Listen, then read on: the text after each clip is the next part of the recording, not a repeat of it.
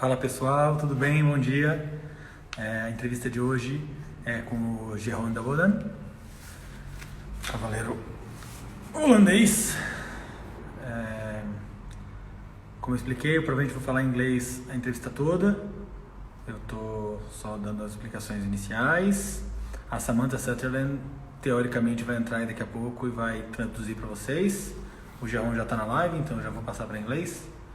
E eu vou terminar só passando os horários. Então hoje é ele, segunda-feira, 8 horas da noite, é com o Doda, quarta-feira, Karin Rampeter, e sábado que vem tá fechado com o Grigori Otilem, ok?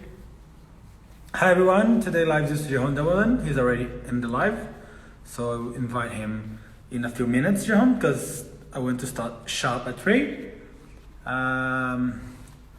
For you that, well, don't know him, he was... Oh, what else? Let me get my paper. Well, he was a gold medal in Sydney. Also, he won the team World Championship in 2006, if I'm not mistaken. And also double gold medal in 2010, team medal, also individual medal. So he's pretty amazing.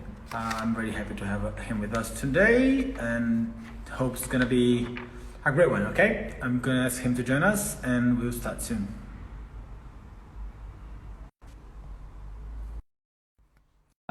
Unfortunately, Samantha has been having some issues. She might not be able to join us, but the whole interview will be with subtitles eventually in the YouTube if you don't speak very much.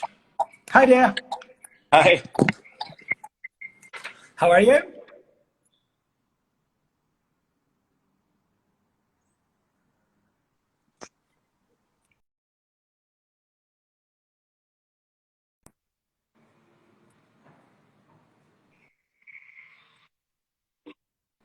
Hello? Yes. Can you hear me? Yes, I hear you. Good. Well, first of all, thank you very much, Jeroen, for accepting my invitation. It's a pleasure to have you with us. Yes, it's a pleasure too. Pleasure is all mine. Where are you right now? I'm in the kitchen in my house. All right, great. Well, Jeroen, first of all, I think the first question we have to make is how does everything start? So when, how, and why do you start writing? Well, first of all, I was born in a horse family. My grandfather was a horse dealer and rode also, was a jumping rider also, not on a high level, but he jumped also, but mainly he was a horse dealer. And the same thing with my father also. He took over the horse business from my grandfather, and also did some show jumping, but like up till 140 level and national, regional, international shows and national level. And he had a riding school in the middle of Holland, in the east middle of Holland, in Zwolle. And yeah, that's where I grew up. But I must say, I didn't really start straight away riding myself. Of course, my father was trying to push it, of course, to get me on ponies in that time when as a little kid. Yeah, running around on the riding school there. But I don't know. It was not really my thing at that moment. There was a soccer field at the other side of the road and a tennis court at the other side of the road. I was actually, you could find me more on those two places than on the riding school from my father in the beginning. And then, but slowly, okay, my sister, she's 3 years younger, she started to ride also. And yeah, okay, you see the attention that go to my sister, and they go to shows and win some ribbons, and with the tennis and soccer, you know, sometimes maybe we won, but we didn't win anything, you know. And then my sister came home with a trophy or a ribbon or whatever. And then I thought, if I win, I want to win also something, you know. And that's how actually I started to ride. normally it's the other way around. It starts with passion, and and then it continues. But with me, it started more. The competitive part started actually. That's where it started, and the passion came later. For the passion for horses and working with horses, that came actually after at late. Look, so but most of the people it's the other way around. But with me, competition that brought me into the horse world, and passion came after that. Okay, very good. I'm just going to answer someone called Cheesy, the pony, ask if she can ask questions. Yes, you can. There is a question mark down here. Send the question over there, and as the interview goes on, I will try to keep having a look and ask Jeroen the questions you send. So you start with ponies, if I'm not mistaken. That's right? Yes, but I didn't really ride long on ponies because, yeah, my father was dealing in horses and not really into the pony sport. He didn't really love it. He would like me to go to the horse shows and not to the pony shows, because there he could do also his business. So I was not long on ponies. I actually started quite quick on the horses actually. Do you think it's important, the whole pony structure, or it's just an option? Well, of course, it's. I think as a young kid, it's important. You cannot straight away start on a big horse. That's too complicated when you're that small. And so, of course, that's where it starts with the pony, and to feel how to work with an animal, with a pony horse. It's just, they need the same treatment. It's start to work with an animal like that. Feel how they are and know how to react with them, know how to deal with them, all these things. And so I think, yes, it's important. You get the first feeling with the horse pony, and then it grows.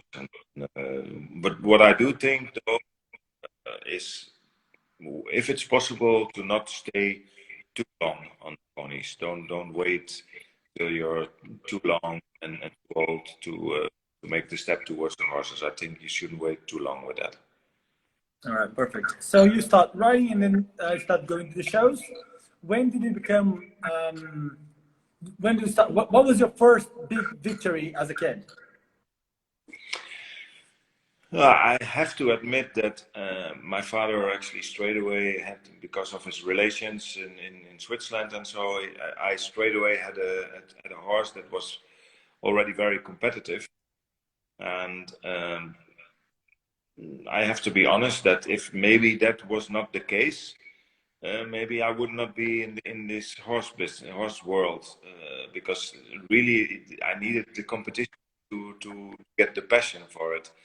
And so luckily I had straight away a horse very young and early in my starting career. There was a horse that came back from Switzerland, from Gerhard Etter, the big horse dealer in Switzerland, and was a horse called Farnesa, and she was actually bringing me into the junior team, Europeans, and all these things. We won bronze medal with the Dutch team, with the juniors, and so. And then, I was into this world, and so actually, that horse, I think made that horse for me made the decision to continue in this sport actually. To continue, and you jumped with him with height into juniors. Yeah, the juniors, and starting those international shows here in the area. Those days, there was no rates, there was no stars. You had rural international shows, like local international shows. You had national shows, and in those times there was no stars rating, and like nowadays the 1 and 2 star shows are. I think those shows I started with her during my junior time. She was a very successful horse, and after that, actually, also we started breeding with her also, and she was very successful also as a breeding mare. So we had some very nice horses out of her. Fantastic. João, what was the biggest difference between in this sport back then? The difference from back there to today? Yeah, the biggest difference is I think the financial part has become such a global thing, and with so much money involved. In those days, you didn't think about winning money. It was, the passion and you want to win the class, but you didn't know or what how much money you won. It was just more it was more the competition on its own that looking and that is of course still the same. I mean, the passion is there, win for horses and you want to win, but now, I mean, there's so much money involved in the sport, and it has become so global, and so many people also riding on international shows. I mean, those days there was maybe I don't know. You never heard of a 5-star show. There was Aachen, and there was Calgary and Hickstead and Dublin. Those big traditional shows, and then you had a few shows like in the indoor also, seasons like that. Dortmund, Hertogenbosch, and those were the shows you were, as a small kid, you went to go and watch. But if you had maybe 10 in a year as big as those, then that was already much. And now you have maybe 2, 3, 5-star shows in a weekend. Yeah. Incredible how this sport has grown, and how global it became, and how much money came involved, and it's amazing. Fantastic. Okay, you said that you start as a little kid, you had some really success though with this mare, start jumping juniors. When was the decision to become a professional and to leave out of that? Well, I have to see, end 16, beginning 17, when Willy Melliger, former Swiss rider, and he was also a horse dealer, and he did business with my father, and he was by us looking for horses, and I presented the horses to him, the horses of my father, and then he offered me a job, and I was still in school, and I didn't do my exams yet. I went to the last year to do my exams, and in the year Willie offered me this job. My father was very happy. My mother not so much, because she would like me to end school, to finish high school. But my father, thought this was a great opportunity for me to step into work, learn a lot in a different country with such a professional, good international show jumping rider. So, it's 2 against 1. So my father and me, I went to Switzerland, and that is actually, from that day on, I started to earn money. So that was the day when I started to be professional. Very good. And what was then your first, the biggest difficulty on going to a new place, to a new country, to a new... Well, I was very young, going to a strange country far away from home, and I had a very good life at home. I was lucky to have a family where I was very well grown up, very much protected. It was a very warm family at home. So and then going your own, far away from home, not protected anymore by your parents and family and everybody around you, was at that moment you leave, you don't think about those things. But when you are there for a few months, then you realize it's not so easy. I was at some points even maybe a little bit homesick. But on the other side, I also really wanted to become a show jumping rider, and a good one. not only a show jumping rider. I wanted to become good. And so I know if I want to do that, then I have to stay here and do my thing and learn and see everything. Learn people, get to learn people and languages and see the whole package.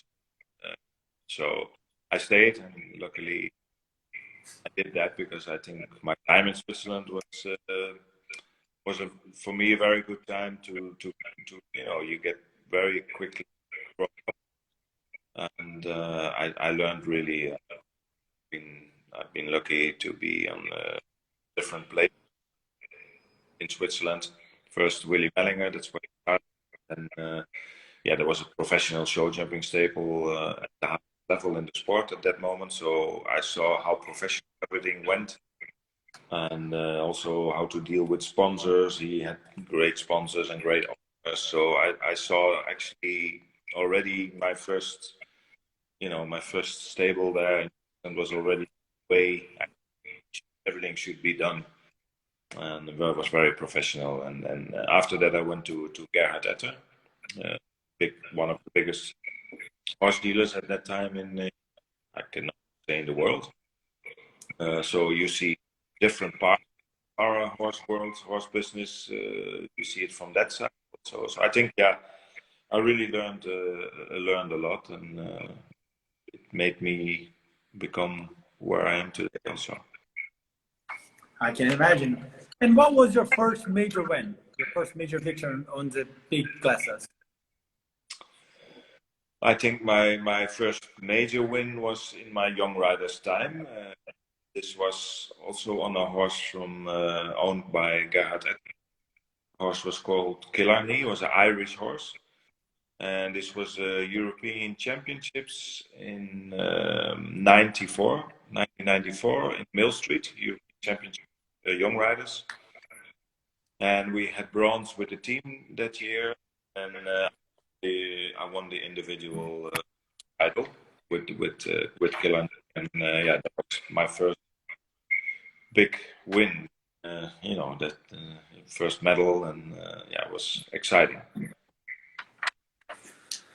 Fantastic. And what was the first time you got to the senior team of the Holland senior team, like for the team competitions? That was actually also in 1994 with Killarney. As I was then the European champion of the young rider, I got some invitations to go to some international shows. So they also took me one time to that year to a Nation Cup, which was held in Finland. It was one of the big Nations Cup. It was how can you say, like I say that those days it was still stars, you didn't talk about stars, but it was a nice Nation Cup in Upaya. It was called Upaya. So that was my first Nations Cup for Holland in '94 by the seniors also. That helps. Fantastic. After that you got some really good results, I assume. And then on 2006, you go to your first. Was that your first World Equestrian Games? No, you did 98 as well, didn't you? Sorry? You jumped in 98. You jumped the World Equestrian Games as well, didn't you? Yeah, my first championships by the seniors was in 1998 in Rome, the World Championships in Rome. I was together in the team with Jos Lansing and Jan Tops and Erik van der Vleuten. So that was with the team. And that was I got the team in the beginning of '97, end of '96, beginning '97, January. And then everything came really quick. It was a horse, special though, but a very good horse, and we came a really good couple together. In '98, he was the leading horse in the Nations Cup series that year.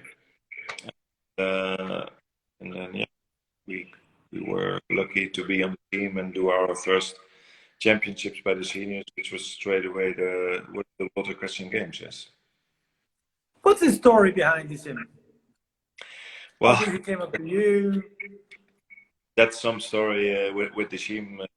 Yeah, he was a very special horse. I knew the horse already from the regional shows here in Holland, but we never really went after the horse because everybody knew and saw that he was, hard to handle. And then we were on a show in Holland, here in the middle of Holland, in the area. And the former rider with the team, Anna van Vulpen, was jumping there with the team on the regional show. And my ex-father-in-law, who was there also at the show, he came running out of the canteen. Oh, this horse, and I want to buy this horse. I love it, and then I said to him, "Yes, we all love it, but it's special. It's a special horse." And I had the feeling it was maybe too hard to handle, And I said, "No, I don't care. Let's go and try the horse. Go on after it." So I'm happy that he was so convinced, so enthusiastic, because I maybe would not have taken risk because they asked quite money already for that time for the horse, and it was a risk.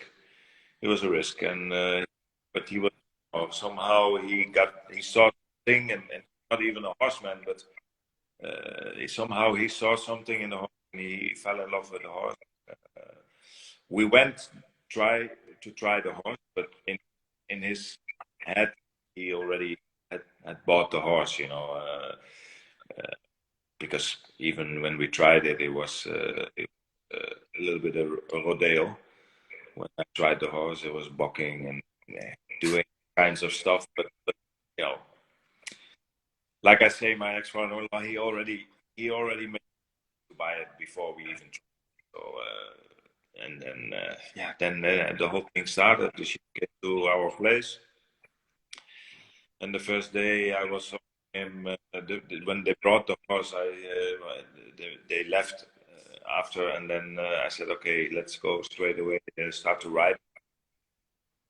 But that was maybe 1 or 2 minutes. I was already on the floor, and then I thought, what the hell have we done? I thought really, okay, this is going to be a long road, a big problem, and it was a difficult road. But once we became a couple, a good team together, then everything went really fast, and he was not really the kind of horse that won a lot of classes, and because he was not so easy to ride fast, but he could produce so many clear rounds, and that is maybe also he made me also make the rider that I am today. Maybe not trying to win all the classes, but aim for some bigger and some really big Grand Prix or championships or whatever. That's the way I work nowadays, but that's also maybe because of him, because he was that kind of horse, and that's maybe why he made me the rider that I am today. So I think we put each other on the map. I put him on the map. Put me also on the map, and so he made everything happen. He made the start for me.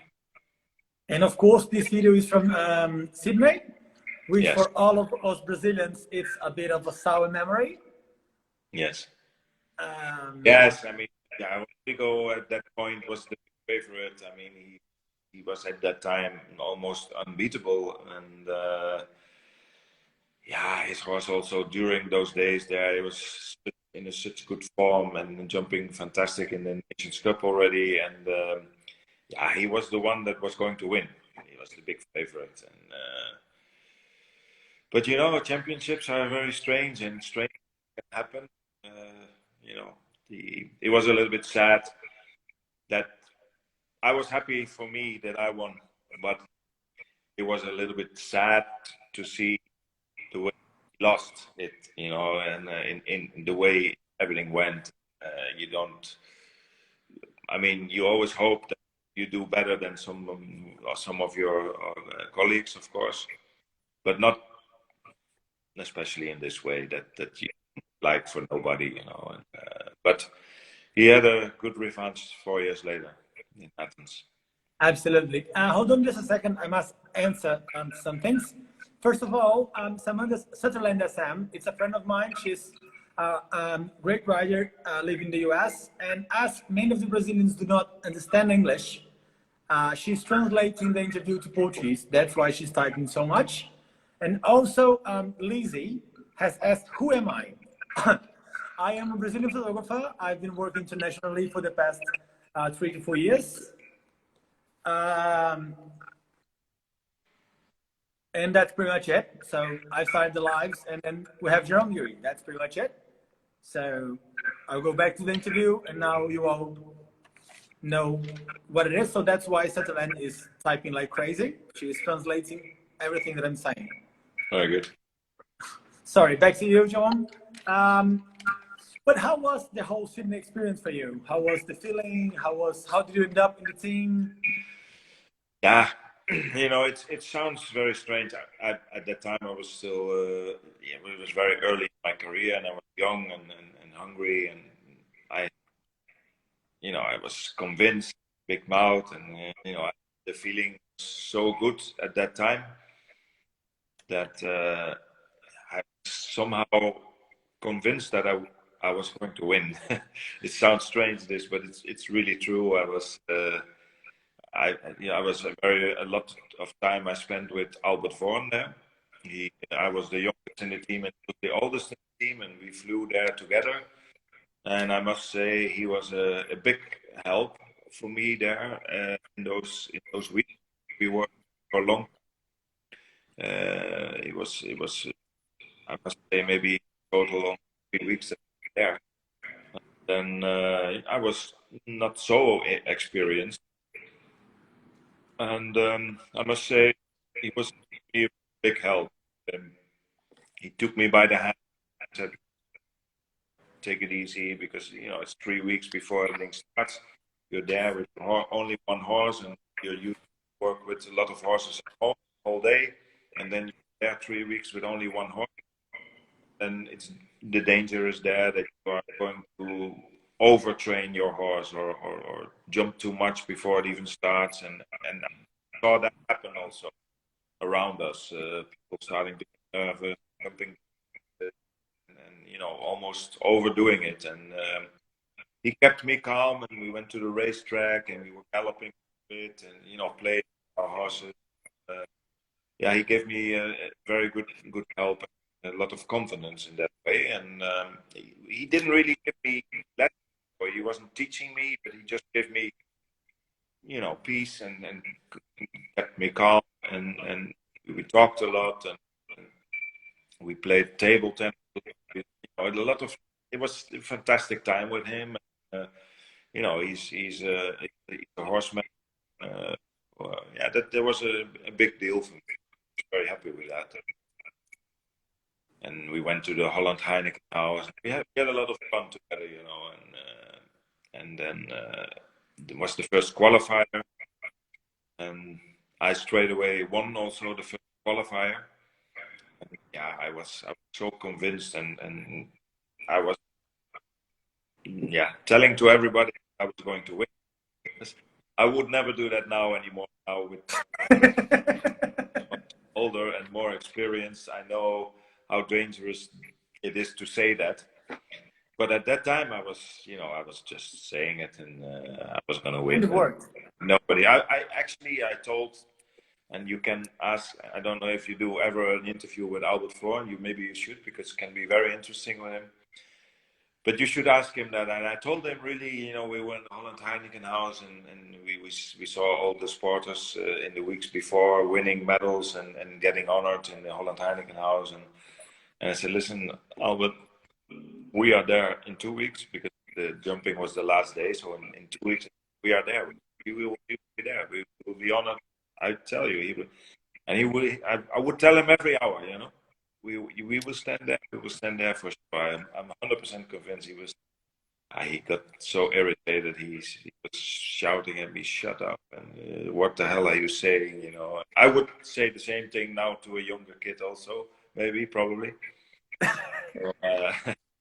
But it was amazing. Then I must say that 2 weeks later, on the last day of the Olympics, that you really are there standing together and getting honored for a gold and silver medal. Yeah, it was unbelievable. You cannot describe how something feels like that. I mean, it was fantastic. We had a fantastic time there. It's an amazing country, Sydney, beautiful town. It was really cool. The time of my life. It was fantastic.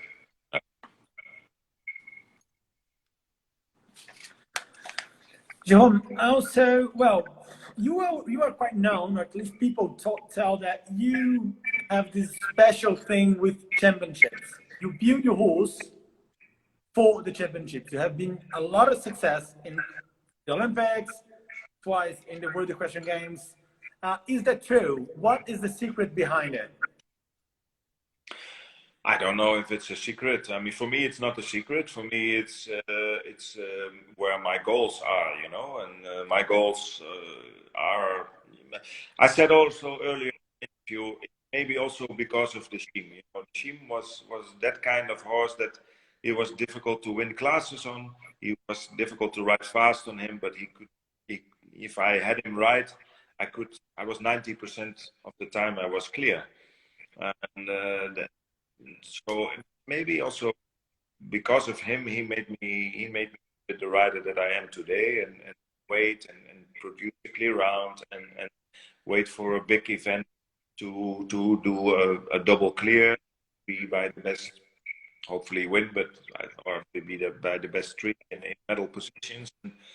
So since then, I think I became that type of rider, and I set my goals, and I work towards them, and I'm patient. I'm a patient guy, and I can wait. I can wait for a bigger thing, and I'm okay with seeing other people win a lot of classes during the year, and then where I'm still working maybe some small details that I'd like to improve, that I need in a real big event. And can you call it a secret? I don't know. But for me, it's not a secret. I'm not hiding things. Everybody can see that I do some training rounds in between and watch on details. And then all of a sudden, when the big event is there, I go, and then I little compromise maybe here and there, and then try to do it. And, that is how I stand in it.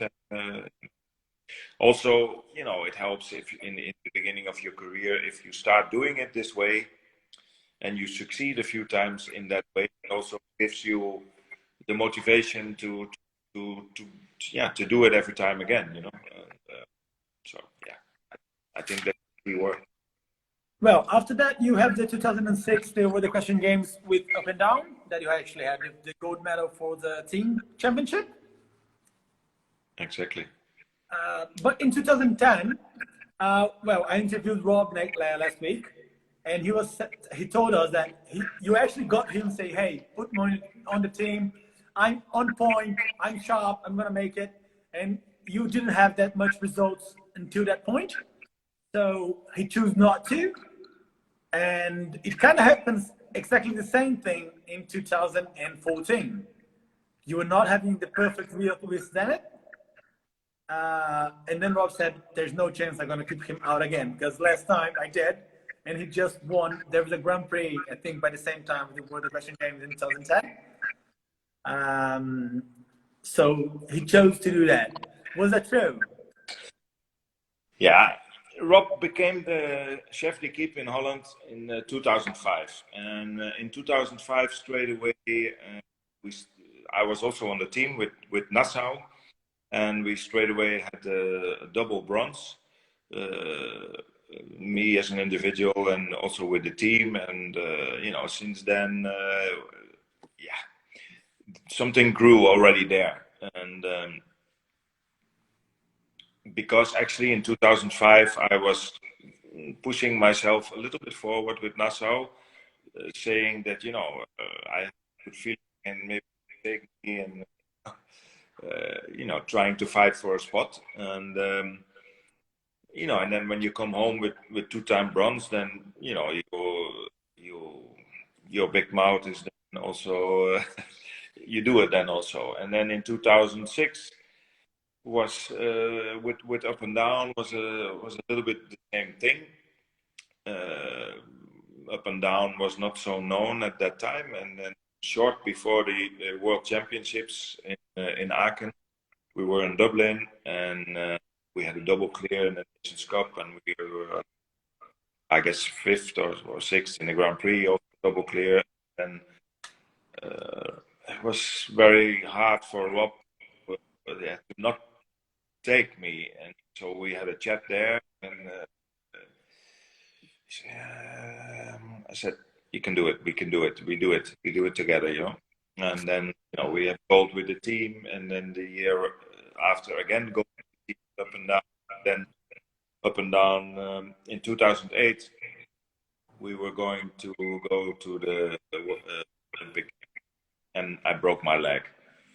And short after that, also up and down, got a little injury, and then everything came a little bit quiet. Nassau was not there anymore. The team was not there. Yeah, it's still there, but not in the sport anymore. And so I produced some new horses and make some new. In 2009, I became two new horses from Erik van Gunsven, which is the brother of Ankie van Gunsven. And there was two horses called Simon and Whisper. And with those horses, started all over again. But everything started. He was straight away successful and champion, and he won some Grand Prix. And Simon, straight away in the beginning, Simon was the better horse, but was complicated. He had some issues on the water jump, so I was a few times eliminated with him in the water. So he was a risk to take on the team. But he was such a fantastic horse, and he has proven it that he was such a good horse. But at that time, I was the only one that knew that, because I felt it. I jumped him. He was amazing talent, and then it was true that in 2010 he won the Grand Prix in Nürten Hardenberg, and then was fifth Eastern in the Grand Prix. But in the beginning of the year, I was 2 times eliminated on water. So he was. I can also understand that it was a big risk for Rob. But okay, then I told him, Rob, you have to take me, be ready. And then he didn't do that. He didn't dare to take Simon because he thought it was too much a risk with the water. And I was disappointed. Of course, I was disappointed in that, because I really had a feeling he was going to take me, and he didn't. And I really felt so ready to go. And so there was, to be honest, also the only discussion, disagreement, because you cannot call it a fight that we had. I was disappointed, thought the right thing, and but it was in all the years we worked together so far till now, it was the only disagreement that we had, and so he did not take me. And then 2 weeks later, I won the Grand Prix in Calgary with Simon. I was double clear in this cup. So I made my point there. And okay. I mean, since that, it's always like that. Like ever since every time I say I'm ready, I am ready. And I also say to Rob, listen, I am ready, but it's we are working with horses. It's not a guarantee, but I am ready. But I also tell him when I'm not ready. He knows that, and I think we have a very strong bond together. Very, very good action. Him being chef de keep, me being rider. During the years, you become friends, of course. This is more than only chef de keep and rider. You become friends. You have had so many highlights together. There comes a special bond. But still, I mean, we had another difficult moment in 2016, going to Rio Olympics, because with Zenit, he was unbelievable 2014, unbelievable 2015. 2016, his form was never there until short before making to announce the team for Rob. So it was very, very difficult, and I also not convinced myself. But then the last show, Falsterbo, yeah, it was amazing. It was, and I had to do well. I knew, even though Rob believes in me, and I know that there also he needs a few moments so that he can say, "Listen, I can take you with responsibility." And but you know, those shows we didn't have that year until luckily Falsterbo. And then Falsterbo starts, and then the warm up. I never forget, we had the warm up class in Falsterbo, and I made my first jump on the warm up, and Rob was standing beside the fence. And this show I had to do really well for myself, that I even wanted to go, but also for Rob, that he could say, you know, I can take him. And my first jump, the warm up for this warm up class on the Thursday, then it stops, and I fell off. And Zenit running around in Falsterbo, and it's a big place. And Rob and me, we look at each other, like, yeah, where is this going to end? And okay, look, I get back up, and then the very show, he was clear and 4 in the Nations Cup, and he was third place in Grand Prix. So then the pressure was off, and I could then say, I'm ready, and he could pick me. But still, it was very, I must say, at that moment, if he would not believe much in me, I think he would have picked somebody else. And so there, I was really happy that he had so much confidence in him and picked me. And I was also happy for him that in the end, in Rio itself, we were doing really good, and we were ready. Top form was there, and so it was fantastic. And yeah, now since Zenit, it's gone a little bit quiet. Zenit is retired, and you know, we are producing new horses again, and I hope to do. Yeah, I don't know if Rob's watching, but he knows there's one medal is missing still, and we want to win that, and I want to win with him together. So he knows which medal I'm talking about. I won't say that does not bring luck. For the people that follow it a little bit, they probably know. But and Rob knows also which one I mean. But yeah, that one, we have to do that. We have to win that one. Then the mission is complete. Fantastic. Well, a little bit after 2010, you sold Simon to Lizzie Madden, if I'm not mistaken. Yeah. But then, what is the story of Zenit? Then, how did it came to you? And of course, I want to know the whole story about where the question came from. Yeah, Zenit. At that moment, I didn't know that, but he was already co-owned by Willy van der Ham, which is a Dutch horse dealer here. He lives close in my area, but I didn't know that he was co-owner of Zenit. And we have the SFN, Springpaardenfonds Nederland in Holland, which is an investing group in in Holland who invest in horses and maybe keep them till one championships and then bring them back on the market. And they were willing to buy a horse for me also. And I knew that they told me that, and so I was also looking on the shows if I could see maybe a horse that I liked and that could suit me also. And then I was in Hagen on the show in Germany, and I saw him jump, and I somehow I really liked him. He was jumping there in the young horse classes with. I cannot get his name right now. I get his name later. So yeah, I saw him jumping there, and he was he somehow he got my attention. And then I went back home after the show, and then I said, "Oh, I saw this horse jumping back.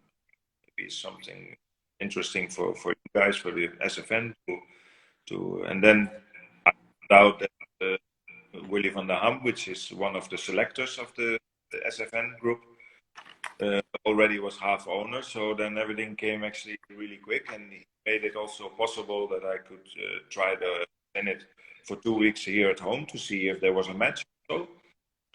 And so yeah, then that came that was the deal with Zenit, and you know, of course, also he was only 7 years old at that time, so there was everything still to produce, and it took a little while because it's a very sensitive horse. I found out that also when I had him here in the States, I found out that he's also not, although he had a lot of possibilities, but very sensitive horse and a lot of blood, and so not so easy. So it took a little while before we understood each other. But then once we did that, yeah, he was an amazing horse, also an unbelievable championship horse. Once you had him ready to the point in form, yeah, he could jump the biggest fence. Very reliable, and in those moments he could jump for many days without any effort. He was an incredible horse in that way. How was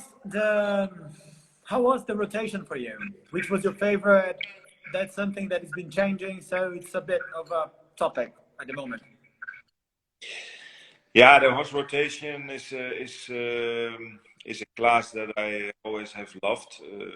Since 2000, there was in Aachen, I don't know if you remember, but in Aachen they had this class also on the Saturday, the horse rotation, and so I've ridden it a few times, being the Olympic champion. Those 4 years, it was always the Olympic champion and the world champion, the European champion, and then the winner of the Grand Prix of Aachen the year before. Those 4 always did the horse rotation on the Saturday. And I was lucky to win that a few times, so I was already having some experience in those classes. And so yeah, I'm really looking forward to do this once. Also in Aachen, it was more like a show class, but I was really looking forward to do it was a big goal for me to do this on the World Championships, of course, for real, for a medal. And yeah, then with Zenit, it was, first of all, it was already unbelievable that we were in the team 2014 already for the World Championships, because if you see the career of Zenit, I mean, in 2013, in Mechelen, he did his first 5-star Grand Prix, and this was in between Christmas and New Year, and that was the first time he did a 5-star Grand Prix in 2013. And then yeah, when was Cannes? It was in September. He's a world champion, so he was, first of all, it was already amazing that everything went then from that moment on from Mechelen towards towards the World Equestrian Games, everything went, of course, really quick, and he didn't have a lot of experience on that level. But yeah, like I say, then if you have form, he was such a reliable horse with so much scope, and you know, we were a good team. The rideability was fantastic, and so yeah, then yeah, it was for me super. But I never expected him to be that good already on his first championships so early in his career. Yeah, we started the first day in the speed class. He gave me the feeling that this was already his 10th championships. He did it so much with so much, yeah, class and experience. He did it like it was a very very experienced horse already on that level, and yeah, then I felt there was more in than to be only a good team member for Holland on that championships, because that was actually my thing. I am not a favorite here. I'm going to do my best for the team, and then put the best result there for the team. Then okay, that's it. But after my first day, I already felt that more into it that week than only being good for the team. I felt that, and then yeah, the Saturday before the horse rotation, for the best 25, he did a double clear, but yeah, without any effort felt to me, you know, we did that so good, so strong, and then yeah, then the horse rotation, and then I must say, maybe it sounds a little bit arrogant, but that evening I had a lot of confidence. Saturday evening, before going into the horse rotation the day after, I had a good feeling about it. I knew, you know, I have, you know, those years in Switzerland, that I have ridden so many different horses, and so many dealing horses, also from one horse to the other, and start jumping, and try to have a match in a quick way. Yeah, those times that helped me in those moments in your career, and yeah, I was very. Of course, I didn't say then I was going to win, because like I said that in Sydney. Now I was 2 years older and more A little bit more experience, right? Yeah, I know how dangerous it was to that, but I had a good feeling. I had a lot of confidence going into the horse rotation, and I also I was you know, I wanted to enjoy it also. I mean, you get to ride the best horse in the world at that moment, and that, you know, that doesn't happen so often in your life, and so I also really wanted to enjoy it. And, yeah, I did win it, but I also enjoy it a lot. Even if I would not have won it, or like maybe second or third, I really enjoyed it so much. You know, doing that, it was a fantastic experience, and I will never forget that. And I still now I really regret that the horse rotation is not anymore part of the World Championships, and I understand some things why not more, but still, I thought it was very special, and yeah, I really loved doing it also. But also before me doing it, I loved also watching it in all the championships before. I thought it was very exciting, and yeah, yeah, it's a pity, but okay. Who was your favorite horse to ride in the horse rotation? Apart from Zenit, of course. They were, yeah, of course, yes. No, they were all four very different horses. Like, you know, Zenit, my own horse, and at that moment, very sensitive and not so much experience. So also that gave me a lot of confidence, because I thought, okay, he's the less experienced horse of the four, which could help me. And then my second horse that I rode was Orient Express. Yeah, he was a machine, I must say. So much quality, the horse, and a different ride than Zenit. He was quite strong, well, but so much reflections and yeah, supple over the jump. Yeah, yeah, a crack. It's fantastic horse, a fantastic feeling. And I was, did we see the round now? I was, I was almost smiling in my round. He gave me such a good feeling. I was enjoying it so much. And then the third one was Cortez from BZ Madden, a totally different horse than Orient Express and Zenit. Big horse, a little bit stiff to sit on and in his canter and everything, but amazing how the horse, how careful and how scopy the horse is. I mean, very clever horse. If you go now to the triple combination, but you really felt the horse backing off itself. I mean, with sending all the horses, you have to help there a little bit in the triple combination. But with Cortez, he looked for those verticals in the triple combination himself. He was a very clever horse in that way. Also, I must give a big compliment to BZ, how the horse was developed, also that helps, of course. I mean, yeah, a fantastic horse, and also fantastic developed by BZ and John, of course. And then the last horse, Casal, which I was actually then a little bit afraid because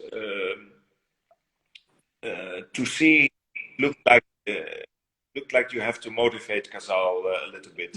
And then I thought, okay, I have him as last, and he has already done 4 rounds then. And I was a little bit scared that he would be not motivated enough, or a little bit tired maybe. But then I went to sit on him on the warm up and rode a little bit and jumped those 2 fences. And I didn't have that feeling at all that he was not motivated or tired I felt really good, actually. Also there, super developed, everything worked, and a super careful horse. And then, okay, in that round, there was also a lot of pressure on, of course, because I had to go clear. We saw 1 time fault. So I had to I had to produce a clear round. So there was a lot of pressure on that round. But he gave me very secure. 1 little run out of the triple combination, I remember, but fantastic. All 3, very different. Difficult to say which one was my favorite. I think the most of those 3 strength horses, I think the most easy horse to jump that round where I really had the feeling I don't really have to do anything to this course clear was maybe Cortez. Yeah, he made it easier. Well, he was chosen the top horse of the rotation either way. Jeroen, we have about 1.5 minutes left. So if you're keen and want to do that, I would like to close this live and open another one for answer the question that people send us. Okay. Is that okay? Yeah, sure. Perfect. So close this one, open a new one. We restart with the questions that people have sent me over the days, okay? Okay. See you soon. See you soon.